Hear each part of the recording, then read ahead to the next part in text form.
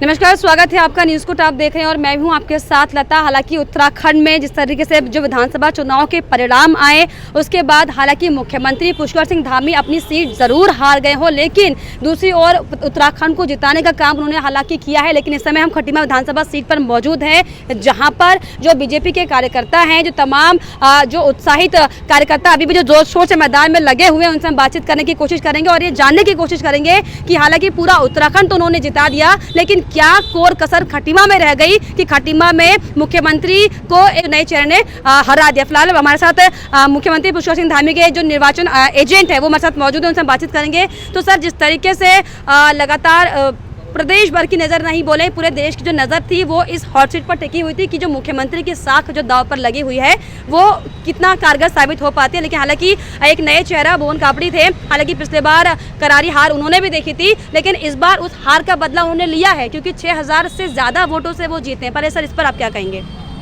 देखिए, सबसे पहले तो हम पूरी उत्तराखंड की देवतुल्य जनता का आभार प्रकट करते हैं कि उन्होंने मुख्यमंत्री जी धामी जी के नेतृत्व में अपना भरोसा दिया और लगभग 2/3 बहुमत से हमारी पार्टी की सरकार बनी। रही बात खटीमा में की सीट में हार की, तो चूंकि माननीय मुख्यमंत्री जी को 6 महीने का बहुत ही अल्प समय मिला और इस अल्प समय में उनके ऊपर पूरे प्रदेश में विकास कार्य को गति देने की और साथ साथ में अपने सारे प्रत्याशी को चुनाव जिताने की जिम्मेदारी भी थी, जिस कारणवश वो लगभग इस प्रदेश की सारी विधानसभाओं में गए और खटीमा विधानसभा में उनका थोड़ा सा समय कम मिल पाया और विपक्षी पार्टियों के द्वारा बीच में भ्रामक प्रचार फैलाए गए।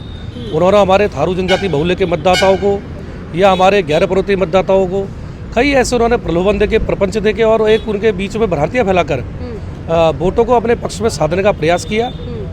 तो उसके कारण हुआ क्या कि हमको जैसा हमको यहाँ मैंडेट मिलना चाहिए तो नहीं मिल पाया, लेकिन हमारा वोट प्रतिशत यहाँ बढ़ा। जो हम पिछली बार यहाँ पे 27-28-29 हज़ार वोटों में थे, वो वोट हमारे बढ़ के लगभग 40,000-41,000 के आसपास पहुँच गए। हमारा वोट परसेंटेज यहाँ पे बढ़ा और बहुजन समाज पार्टी या अन्य पार्टियां जो वोट काटती थी वो वोट सीधा मुकाबला होने के कारण वो वोटों का जो प्रतिशत था वो सीधे उसका लाभ कांग्रेस को मिला। तो ये कुछ ऐसी मुख्य वजह रही है। आपने कहा कि हो सकता है कि आपको जो मैंडेट मिलना चाहिए था वो नहीं मिला क्योंकि कांग्रेस ने प्रलोभन दिया और तमाम जो भी दाव पे चपनाए। लेकिन सर, कहीं ना कहीं क्या ये कहा जाए कि हालांकि मुख्यमंत्री पुष्कर सिंह धामी बन गए थे तो क्या एक कॉन्फिडेंस बीजेपी में आ गया था कि अब हम मुख्यमंत्री हैं तो हमें मेहनत कम भी कर लें तो हो सकता है कि जनता जिता दे? क्या ये फैक्टर रहा? हार का कारण क्या मान रहे हैं आप? देखिए, ऐसा नहीं है। भारतीय जनता पार्टी 24 घंटे 24/7 काम करने वाली पार्टी है। हमारे कार्यकर्ता चाहे सरकार हो चाहे नहीं हो, अनवरत यहाँ पे काम करते हैं। ऐसा नहीं है कि मुख्यमंत्री जी बन गए तो कार्यकर्ताओं ने निश्चिंत हो गए। कार्यकर्ताओं ने अपना काम यहाँ पे बूथ स्तर पे किया, लेकिन चूंकि माननीय मुख्यमंत्री जी यहाँ पे समय कम दे पाए और विपक्षी पार्टी के द्वारा विभिन्न प्रकार के भ्रामक प्रचार यहाँ फैला के और जातिगत राजनीति का आसरा लेकर उन्होंने ये कहा जो एक राजनीति में होना भी नहीं चाहिए, उन्होंने काम किया। तो ये कारण रहे और ऐसा कोई कारण नहीं है। और बाकी धामी जी के नेतृत्व में पूरे उत्तराखंड में सरकार बनी है। निश्चित रूप से उन्होंने योग्यता यहाँ दिखा दी और खटीमा के लिए जो हमने एक संकल्प लिया, उन्नत खटीमा विकसित खटीमा का जो ध्येय वाक्य हमारा है, हमारी सरकार इस ध्येय वाक्य को कोई भूली नहीं है। खटीमा को उत्कृष्ट बनाने के लिए हम कृत संकल्पित हैं और रहेंगे, आगे भी रहेंगे। चलिए, तो जिस तरीके से उत्तराखंड में मुख्यमंत्री बनने को लेकर संशय लगातार बरकरार है, धन सिंह रावत से लेकर सतपाल महाराज हैं और अनिल बलूनी, तमाम जो बड़े बड़े नाम है वो रेस में शामिल है, लेकिन कहीं ना कहीं पुष्कर सिंह धामी के नेतृत्व में जो भारतीय जनता पार्टी ने बहुमत से ज़्यादा का आंकड़ा लेकर वो आए हैं, तो कहीं ना कहीं क्या माना जाए कि एक बार फिर से हो सकता है कि आला कमान पुष्कर सिंह धामी को बीजेपी का दिशा निर्देश नेतृत्व करने के लिए एक बार फिर से मैदान में खड़ा कर दे? क्या कहेंगे? देखिए, जन भावनाएं तो यही है और कई हमको ऐसा भी आपके जैसे कई मीडिया चैनलों को हमको संज्ञान में भी आया है कि कई विधायकगण ये कह चुके हैं कि भाई हम धामी जी के लिए अपनी सीट छोड़ने के लिए तैयार हैं। जो भी है, कई लोग हैं, एक नहीं कई लोग हैं, लेकिन हमारी पार्टी में आंतरिक लोकतंत्र है।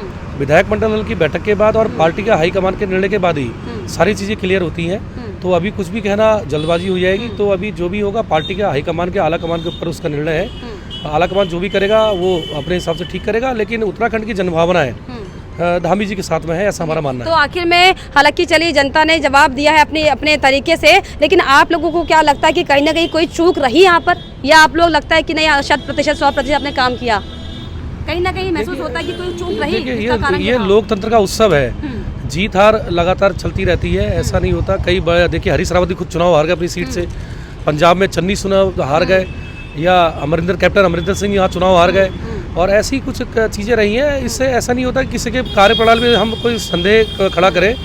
कुछ चीज़ें जातिगत समीकरणों से होती हैं, कुछ चीज़ें लोकतंत्र में आने जाने वाली चीज़ों से होती है, तो इसका कोई बहुत ज़्यादा प्रभाव नहीं होता है, क्योंकि माननीय मुख्यमंत्री जी के चेहरे पे ही इस पूरे प्रदेश में सरकार की 2/3 बहुमत मिला है। हमारे लिए ये विषय ज़्यादा महत्वपूर्ण है। चलिए, फिलहाल ये थे पुष्कर सिंह धामी जी के इलेक्शन एजेंट, जिनका साफ तौर पर ये कहना है कि लोकतंत्र का ये पर्व है, हार जीत लगी रहती है, लेकिन फिलहाल जो उत्साह है वो बीजेपी कार्यकर्ताओं में कम नहीं हुआ है। पूरी उम्मीद बीजेपी कार्यकर्ता लगा रहे हैं कि हो सकता है कि अब जो बीजेपी आला कमान है वो एक बार फिर से उत्तराखंड को संवारने के लिए पुष्कर सिंह धामी को नेतृत्व उनको सौंपे, ताकि जो कमी कहीं ना कहीं कोर कसर रह गई उसको पूरी तरीके से काम धरातल पर पूरा कर पाए। लेकिन फिलहाल आपको क्या लगता है कि क्या कुछ खामियां रही होंगी खटीमा सीट पर? क्या कुछ जो भी जातिगत समीकरण की बात ये कर रहे हैं, क्या कुछ आपको लगता है कि कुछ वजह रही होगी जो बीजेपी यहाँ पर अपनी सीट को नहीं बचा पाई? लेकिन फिलहाल इस वीडियो को लेकर आपका क्या कुछ कहना है कमेंट बॉक्स में जरूर लिखिएगा। साथ ही साथ हमारे चैनल को सब्सक्राइब करना भी ना भूलें।